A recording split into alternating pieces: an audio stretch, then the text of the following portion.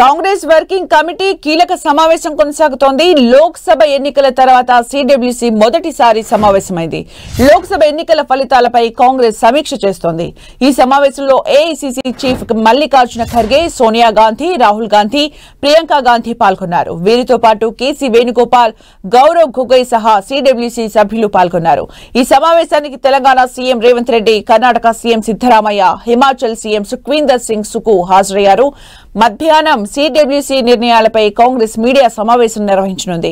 సాయంత్రం Congress parliamentary party సమావేశం జరగనుంది. ఈ సమావేశంలోనే కాంగ్రెస్ పార్లమెంటరీ పార్టీ నేతగా రాహుల్ గాంధీని ఎన్నుకునే అవకాశం ఉంది. గత 2 దఫాలుగా కాంగ్రెస్ పార్లమెంటరీ పార్టీ నేతగా సోనియా గాంధీ వ్యవహరించారు. ఆమె ప్రత్యక్ష రాజకీయాల నుంచి విరమించుకుని రాజ్యసభ ఎంపీగా ఎన్నికయ్యారు. అయితే 10 ఏళ్లుగా నామమాత్రంగా ఉన్న కాంగ్రెస్ పార్టీ రాహుల్ గాంధీ నాయకత్వంలో తిరిగి జాతీయ స్థాయిలో పుంజుకుంది.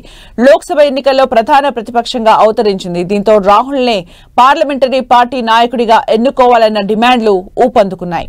అశోక హోటల్లో ఈ సమావేశం జరుగుతోంది. ఈ భేటీలో కాంగ్రెస్ సీఎంలు, వర్కింగ్ కమిటీ సభ్యులు పాల్గొన్నారు. అయితే ఈ సమావేశంలో ప్రతిపక్ష నేత ఎన్నికే ప్రధానంగా ఉండనుంది. కాంగ్రెస్ పార్లమెంటరీ పార్టీ నేతగా రాహుల్ ను ప్రతిపాదిస్తూ తీర్మానం చేయడం ఖాయంగా కనిపిస్తోంది. సాయంత్రం పార్లమెంటు సెంట్రల్ హాల్లో కొత్తగా ఎన్నికైన లోక్సభ ఎంపీలు, రాజ్యసభ ఎంపీలతో కాంగ్రెస్ పార్లమెంటరీ పార్టీ సమావేశం కానుంది.